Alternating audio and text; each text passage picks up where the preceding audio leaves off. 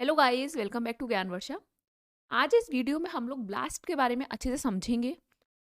Previous video में हम लोग डिस्कस कर चुके हैं डॉट मैट्रिक्स मेथड के बारे में, डायनामिक प्रोग्रामिंग मेथड के बारे में। इस वीडियो में हम लोग ब्लास्ट के बारे में समझेंगे और फिर इन द एंड कुछ गेट और डीबीटी के क्वेश्चंस हैं वो डिस्कस करेंगे। तो चलिए स्टार्ट करते हैं। देखिए, हम लोगों ने पढ़ा था कि पेयर वाइज अलाइनमेंट होता है। तो हम क्या करते हैं, अपने क्वेरी सीक्वेंस को सबमिट करते हैं। ठीक है, क्वेरी सीक्वेंस क्या करता है, जितने भी सीक्वेंसेस हैं उनके साथ पेयर वाइज अलाइनमेंट करता है डाटाबेस में। तो ये क्या है, बहुत हेक्टिक, बहुत एक कंप्यूटेशनल टाइम की रिक्वायरमेंट है इस प्रोसेस के लिए, क्योंकि एक स्लो है और इम्प्रैक्टिकल है ज़्यादातर केसेस के लिए करने के लिए।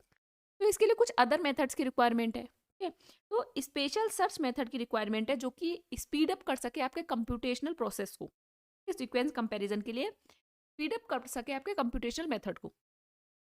तो इससे पहले ध्यान से सुनिएगा, लास्ट को समझने से पहले मैं आपको कुछ इंपॉर्टेंट चीज़ें समझाना चाहूँगी क्योंकि बहुत काम आएंगे आपके। देखिए, कुछ डाटाबेस सर्चिंग के लिए डाटाबेस, और ये मेरी श्योरिटी है, इस वीडियो को देखने के बाद आपको ब्लास्ट को लेके काफ़ी सारी चीज़ें क्लियर हो जाएंगी। मैक्सिमम मुझे लगता है चीज़ें आपके दिमाग में सारी क्लियर हो जाएंगी। डाटाबेस सर्चिंग के लिए कुछ यूनिक रिक्वायरमेंट्स हैं, जैसे कि पहला वर्ड आता है सेंसिटिविटी। मैं एक एक करके सब समझाऊंगी। Sensitivity. Second is selectivity. Selectivity को आप दूसरे नाम से जानते हैं specificity. And third requirement is speed. जब आप डाटाबेस में किसी में सर्च करते हैं तो 3 रिक्वायरमेंट्स होती हैं, सेंसिटिविटी, सिलेक्टिविटी एंड स्पीड। पहले हम समझते हैं कि सेंसिटिविटी क्या होता है।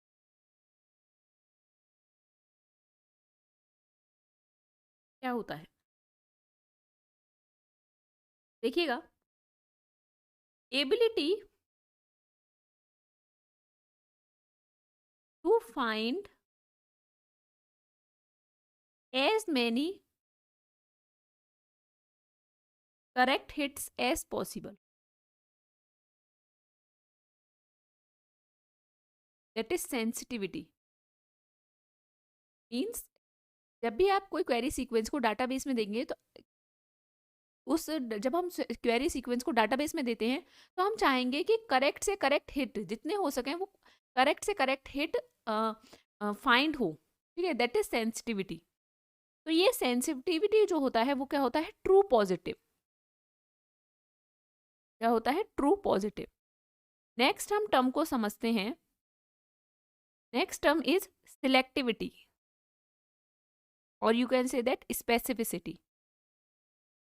सिलेक्टिविटी क्या होता है, एबिलिटी टू एक्सक्लूड। यहाँ पे हम क्या करेंगे, एक्सक्लूड करेंगे। Ability to exclude incorrect hits.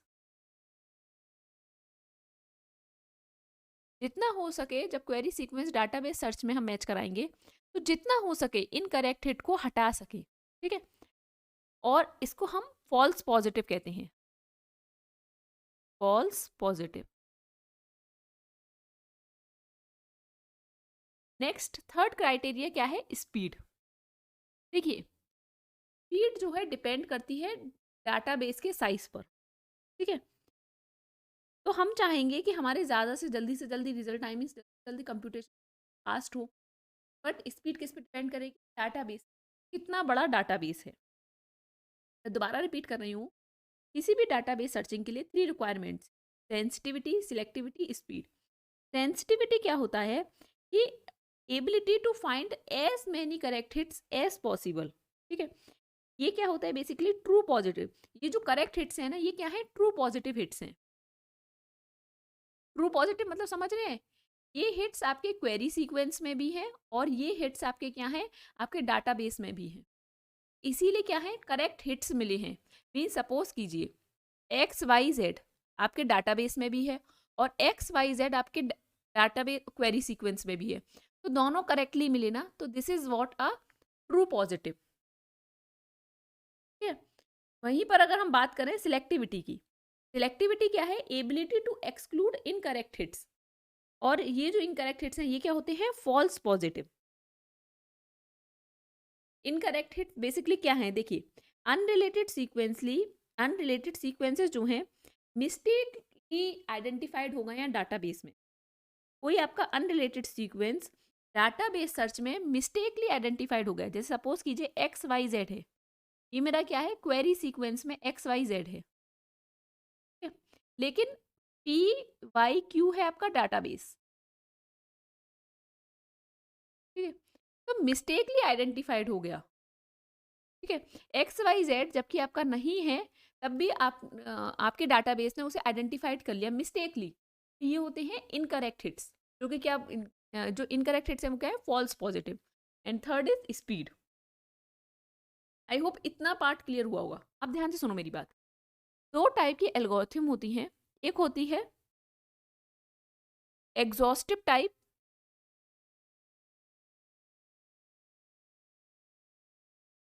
और दूसरा होता है ह्यूरिस्टिक टाइप।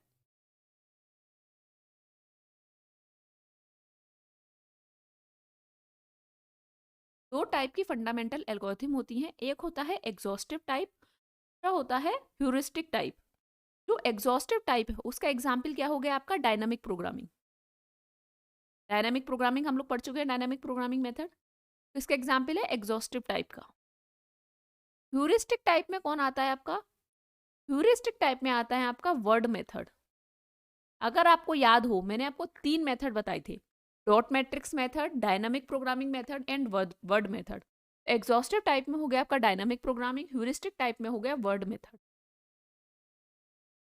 मतलब क्या है एग्जॉस्टिव टाइप का, एग्जॉस्टिव टाइप का देखो मतलब क्या होता है कि आप बेस्ट या एग्जैक्ट सॉल्यूशन फाइंड करते हैं कोई पर्टिकुलर प्रॉब्लम के लिए।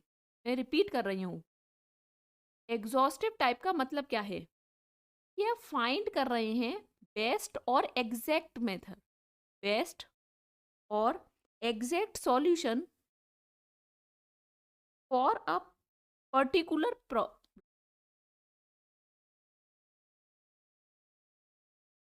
बाय एग्जामिनिंग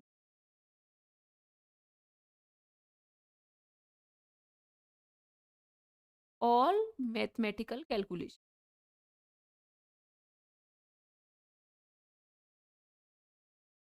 ठीक है, ये होता है एग्जॉस्टिव टाइप। एग्जॉस्टिव टाइप का मतलब क्या है कि आप बेस्ट या एग्जैक्ट सॉल्यूशन फाइंड करने की कोशिश करेंगे एक पर्टिकुलर प्रॉब्लम के लिए, सारे मैथमेटिकल कैलकुलेशन को करने के बाद, एग्जामाइन करने के बाद कोई भी बेस्ट या एग्जैक्ट सॉल्यूशन मिलेगा, आप उसे फाइंड करेंगे किसी भी पर्टिकुलर प्रॉब्लम। लेकिन ह्यूरिस्टिक टाइप क्या होता है, नियर ऑप्टिमल सॉल्यूशन आप फाइंड करते हैं। क्या करते हैं, नियर ऑप्टिमल सॉल्यूशन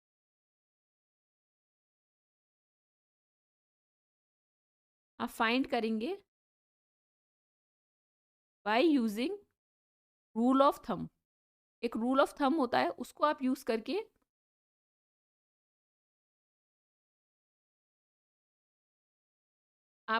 करके ऑप्टिमल सॉल्यूशन फाइंड करने की कोशिश करेंगे। ठीक है, इसमें क्या है कि जो इस टाइप की एल्गोरिथम होती हैं वो शॉर्टकट को यूज करती हैं, सर्चिंग स्पेस को रिड्यूस कर देंगी, कुछ क्राइटेरिया यूज करेंगे। जैसे हमने कुछ क्राइटेरिया यूज किया, ठीक है, उस हिसाब से हमारे जैसे आप सपोज कीजिए, जैसे आप मिंत्रा में ऑर्डर करते हैं या किसी फ्लिपकार्ट में किसी में भी ऑर्डर करते हैं, तो आप क्या करते हैं, कुछ क्राइटेरिया यूज कर लेते हैं जिससे कि आपका सर्च स्पेस रिड्यूस हो जाता है। ठीक है, और सर्च स्पेस रिड्यूस होने से क्या है कि जल्दी आपको नियर ऑप्टिमल सॉल्यूशन मिल जाता है। तो ये क्या हो गया, एक ह्यूरिस्टिक टाइप हो गया। समझ रहे मेरी बात। जैसे कि सपोज कीजिए आप मिंत्रा में या फ्लिपकार्ट पे या अमेजोन पे किसी पर भी शॉपिंग करेंगे, तो आप क्या करेंगे, जैसे कि आपको ब्लैक कलर में ही चाहिए तो आप क्या अपना फिल्टर लगाएंगे ब्लैक कलर, ठीक है, जिससे कि आपका सर्च स्पेस रिड्यूस हो जाता है। सर्च स्पेस रिड्यूस हो जाता है तो आपको नियर ऑप्टिमल सॉल्यूशन मिल जाता है। तो ये हो गया एक ह्यूरिस्टिक टाइप। बात समझ आई आपको। अब ध्यान से देखिएगा, ह्यूरिस्टिक एल्गोरिथम, सुनिएगा मेरी बात ध्यान से।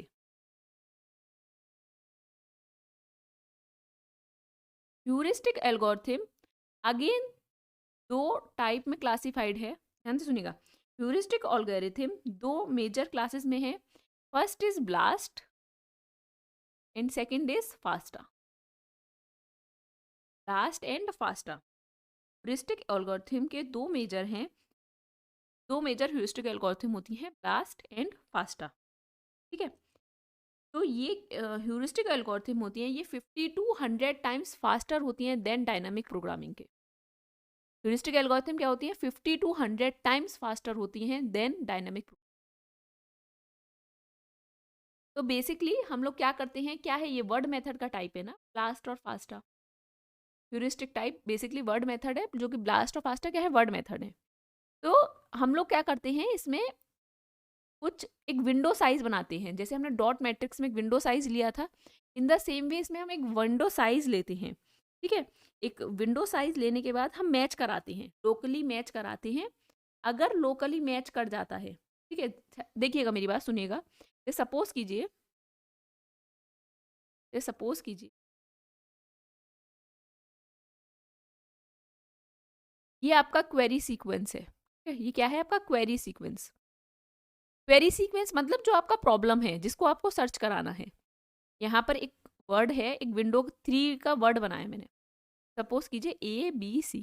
ठीक है, अब आप इसे डाटाबेस में सर्च कराएंगे। ठीक है, ये आपका डाटाबेस होगा, आप इसमें सर्च कराएंगे। ठीक है, तो इस विंडो साइज के लिए आप, अगर वो कहीं भी ये 3 वर्ड्स मुझे कहीं भी डाटाबेस में मिल जाते हैं, तो मैं क्या करूँगी, मैंने पहले लोकली अलाइन कराया। अगर डाटाबेस में मुझे 3 वर्ड मिल गए, सपोज यहाँ मिल गए, ठीक है, ये 3 वर्ड्स मुझे मिल गए यहाँ पर, ये सेम यही स्ट्रिंग मुझे यहाँ मिल गई। ठीक है, ABC। तब मैंने लोकली अलाइन कराने के बाद क्या है, फिर मैं इसे एक्सटेंड करूँगी, फिर मैं क्या करूँगी, इसे एक्सटेंड करूँगी। इस टाइप से वर्ड मेथड हम लोग यूज़ करते हैं। पहले हम क्या करते हैं कि पहले हम लोग जो वर्ड कॉमन मुझे डाटाबेस में मिला मैंने वो मैच कराऊंगी, फिर मैं जो सिमिलैरिटी रीजन है उसे धीरे धीरे एक्सटेंड करूंगी और हाई स्कोरिंग कैलकुलेट करूंगी। अब हम लोग समझते हैं ब्लास्ट को लेके, आज हमें किसे डिस्कस करेंगे, ब्लास्ट को लेके डिस्कस करेंगे। अच्छा मैं रिपीट करती हूँ मैंने अब तक क्या बोला, ध्यान से सुनना मेरी बात। देखो, पेयर वाइज सीक्वेंस अलाइनमेंट हम लोग कर सकते हैं, हम लोग डायनामिक प्रोग्रामिंग कर सकते हैं, लेकिन क्या है ये स्लो है और प्रैक्टिकल है बहुत ज़्यादातर केसेस के लिए। तो क्या होता है, ध्यान से सुनना मेरी बात अच्छे से, कि हमें कुछ स्पेशल सर्च मेथड की रिक्वायरमेंट होती है। तो कुछ डाटाबेस में सर्च करने के लिए यूनिक रिक्वायरमेंट्स की नीडेड है, जैसे कि आपका sensitivity, selectivity and speed. Sensitivity, correct hit हमें ज़्यादा से ज़्यादा मिल सके, सिलेक्टिविटी, इनकरेक्ट हिट हमें एक्सक्लूड करने हैं, और स्पीड, स्पीड तो डाटाबेस सर्च पर डिपेंड करेगा कि कितना बड़ा डाटाबेस है। ठीक है, उसके बाद हमने देखा 2 टाइप के एल्गोरिथम होते हैं, एक होता है एग्जॉस्टिव टाइप, एक होता है heuristic type. Exhaustive type means dynamic programming, जैसे कि में बेस्ट या एग्जैक्ट सॉल्यूशन किसी भी पर्टिकुलर प्रॉब्लम का फाइंड किया जाता है bye examining all mathematical calculation. Heuristic type का मतलब क्या हुआ, कोई भी ऑप्टिमल सॉल्यूशन को फाइंड किया जाता है, नियर ऑप्टिमल सॉल्यूशन को, by using the rule of thumb. क्या होता है, सर्च स्पेस को आप रिड्यूस कर देंगे, ठीक है, देखिए आपको ऑप्टिमल अलाइनमेंट मिल सकता है। ठीक है, ह्यूरिस्टिक टाइप में आपके वर्ड मेथड आते हैं जैसे कि ब्लास्ट एंड फास्टा। ठीक है, अब ध्यान से सुनना मेरी बात, अब हम लोग ब्लास्ट को लेकर डिस्कस करेंगे। इसको डिस्कस करेंगे ब्लास्ट को। पहले तो ब्लास्ट की फुल फॉर्म क्या होती है, आई होप तो सबको पता होगी, बेसिक लोकल अलाइनमेंट। देखो नाम में ही आ रहा है local alignment, basic local alignment search tool. ये किसने दिया था, स्टीफन एल्टहॉल ने इंट्रोड्यूस किया था इसे, एल्टहॉल।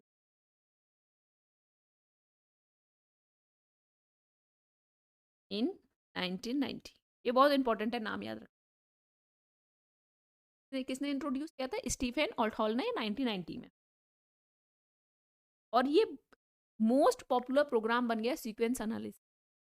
ठीक है, अब ध्यान से देखना, हम समझते हैं कि किस तरीके से इसमें सीक्वेंस एनालिसिस होती है, क्या होता है। देखो कैसे होती है, कैसे स्टेप्स परफॉर्म होते हैं। देखो ये क्वेरी सीक्वेंस है, क्वेरी सीक्वेंस कौन सा सीक्वेंस होता है, क्वेरी सीक्वेंस मींस वो प्रॉब्लम, जैसे सपोज आप पे कोई अननोन प्रोटीन है, ठीक है, आपको उसके लिए सर्च कराना है, तो आप पे जो अननोन प्रोटीन का सीक्वेंस है वो हो गया आपका क्वेरी सीक्वेंस। तो ये कोई क्वेरी सीक्वेंस है। ठीक है, अब मैंने क्या बताया, वर्ड मेथड विंडो साइज बनाते हैं। तो क्या करते हैं हम लोग, ध्यान से सुनेगा, अगर कोई न्यूक्लियोटाइड सीक्वेंस है उसके लिए आप, न्यूक्लियोटाइड सीक्वेंस के लिए आप 11 की विंडो साइज बनाते हैं, 11 की। प्रोटीन के लिए कितनी विंडो साइज होती है, तो यहाँ पे क्या है, प्रोटीन सीक्वेंस है, इसलिए हम कितने की यूज कर रहे हैं, विंडो साइज 3। ठीक है। तो 3 3 के कॉम्बिनेशंस बनाएंगे पूरे सीक्वेंस में, जैसे कि एक MRD हो जाएगा।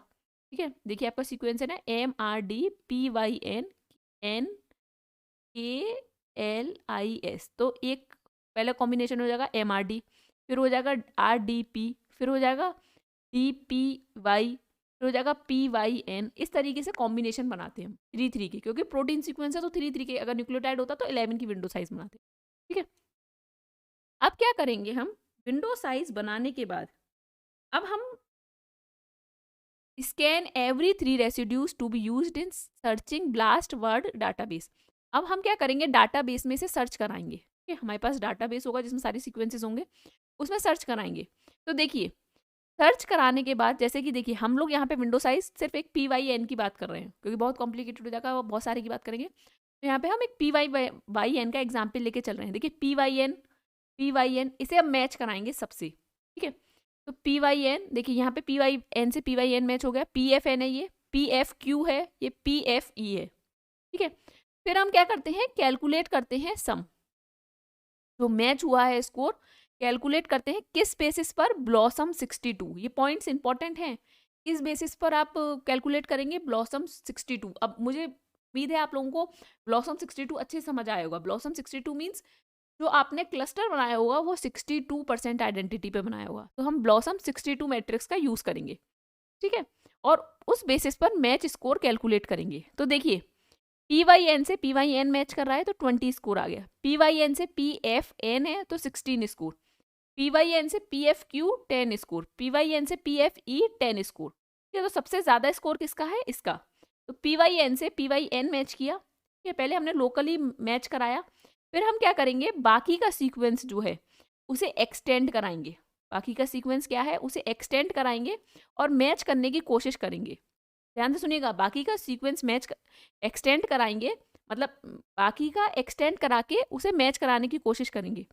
तो अगर थ्रेशोल्ड वैल्यू तक, यहाँ पे थ्रेशोल्ड क्या है 22, अगर थ्रेशोल्ड वैल्यू से आपका नीचे नहीं जा रहा है स्कोर, आपने स्कोर देखिए ध्यान से सुनिएगा, जैसे कि आपने यहाँ पे मैच कराया, फिर आप इसे एक्सटेंड कराते जाएंगे, फिर क्या होगा, अब आप स्कोर कैलकुलेट कर रहे हैं हर किसी के लिए, जैसे यहाँ पे 5, ये 0, ये 2। ठीक है, हर किसी के लिए स्कोर कैलकुलेट कर रहे हैं।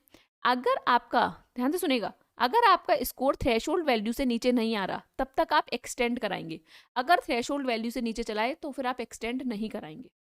समझ आई मेरी बात, जब तक आपका थ्रेशोल्ड वैल्यू से नीचे नहीं जा रहा तब तक आप उसे एक्सटेंड कराएंगे और मैच कराएंगे। तो इस तरीके से ब्लास्ट यूज करता है, मीन्स क्वेरी सीक्वेंस को सर्च कराता है डाटाबेस में। हाई स्कोरिंग, HSP क्या है, हाई स्कोरिंग सेगमेंट पेयर। जब तक आप इसे अलाइन कराते चले जाएंगे जब तक आपका थ्रेशोल्ड वैल्यू से HSP नीचे नहीं जा रहा है। ठीक है,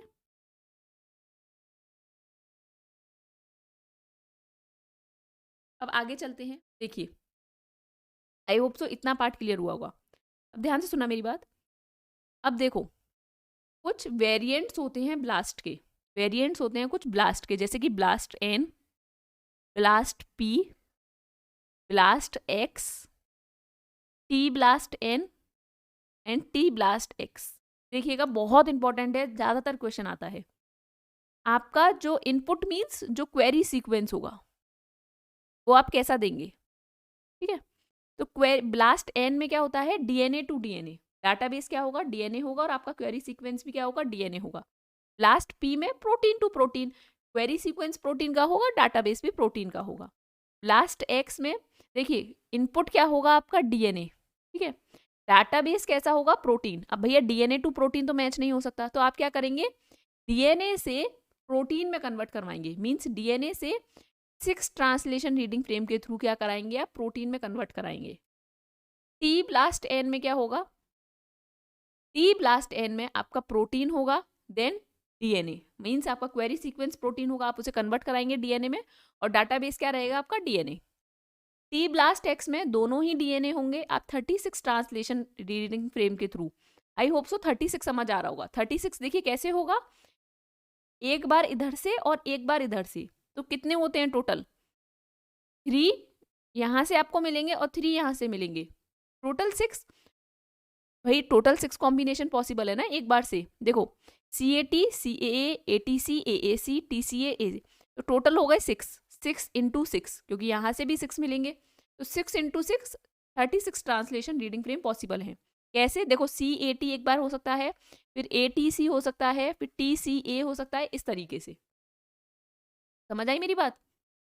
टोटल 6 कॉम्बिनेशन पॉसिबल हैं एक साइड से, एक फ्रेम से, मीन्स एक आप कह सकते हैं एक सीक्वेंस है, तो और अपोजिट साइड से भी कितने होंगे? 6, तो 6 इंटू 6 36। तो DNA और DNA जब T ब्लास्ट X होगा तो DNA होगा 36, 6 मल्टीप्लाई बाई 6 36। ठीक है, चलो अब ध्यान से सुनना मेरी, देख लो। आई होप सो वेरिएंट वाला तो समझ आया होगा।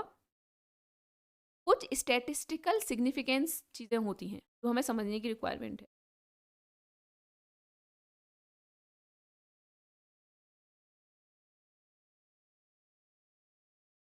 जैसे कि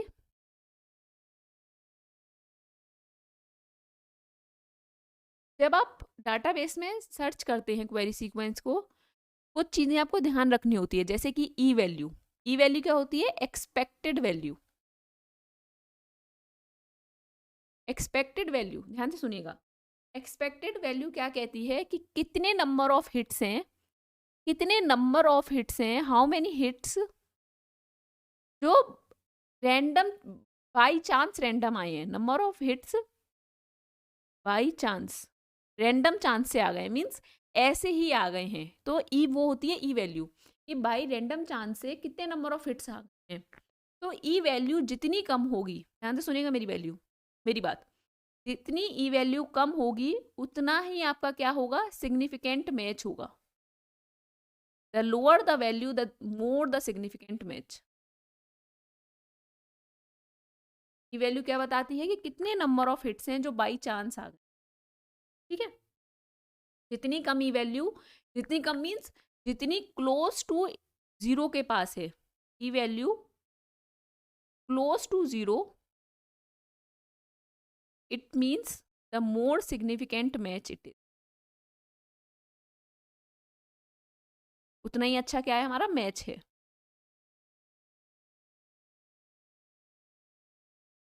ठीक है, ई वैल्यू मैं आपको बताती हूँ कैलकुलेट कैसे करते हैं, वैसे कोई आपके एग्जाम पॉइंट ऑफ व्यू से इतना इंपॉर्टेंट नहीं है। E is equals to M into N into formula होता है। एम क्या बताता है?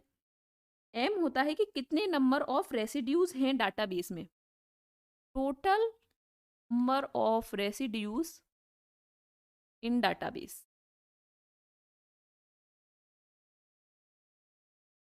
एन बताता है कि कितने नंबर ऑफ रेसिड्यूज हैं क्वेरी सीक्वेंस में, total number of residues in query sequence.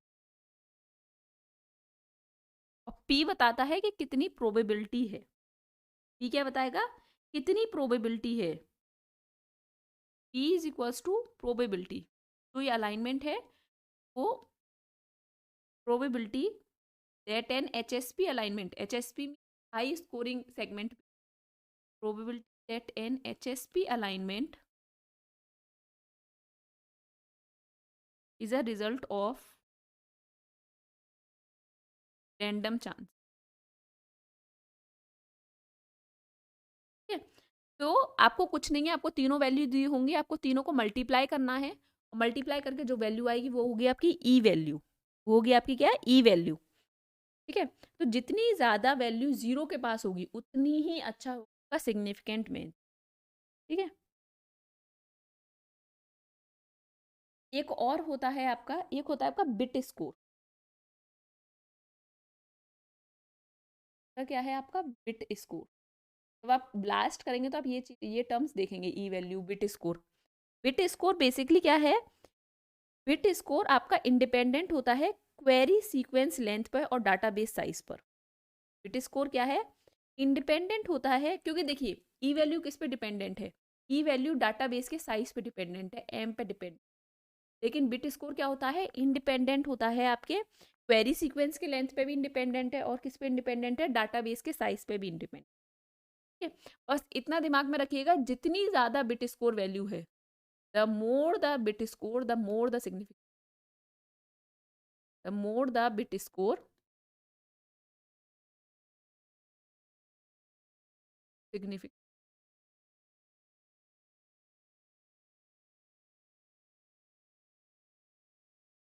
Means जितना ज़्यादा बिट स्कोर होगा उतना ही अच्छा आपका मैच होगा, जितनी कम ई वैल्यू होगी उतना ही अच्छा मैच होगा। बात समझ आई मेरी? इतने शॉर्ट वे में याद रखिए, जितना ज़्यादा बिट स्कोर उतना अच्छा मैच, जितनी कम ई वैल्यू उतना ही अच्छा मैच। आई होप गाइस इतना पार्ट आपको अच्छे से क्लियर हुआ होगा। एक चीज़ है, ये देखिए, जब आप ब्लास्ट करते हैं तो इस टाइप का कुछ रिजल्ट आता है, ठीक है? तो ये रिजल्ट क्या इंडिकेट करता है? देखिए, ये ब्लैक रीजन है, ये आपका कुछ मल्टी कलर्स रीजन है, और ये रेड रीजन है। तो रेड रीजन जो है वो डिनोट करता है आपका कि मोस्ट रिलेटेड सीक्वेंसेस हैं। क्या रिप्रेजेंट करता है? Most related sequence. जो ये अलग अलग कलर का रीजन है, ये जो ग्रीन एंड ब्लू जो रीजन है वो रिप्रेजेंट करता है मॉडरेटली, ग्रीन और ब्लू का रीजन क्या रिप्रेजेंट करता है? Moderately related sequence. और ब्लैक क्या रिप्रेजेंट करता है? Unrelated sequence.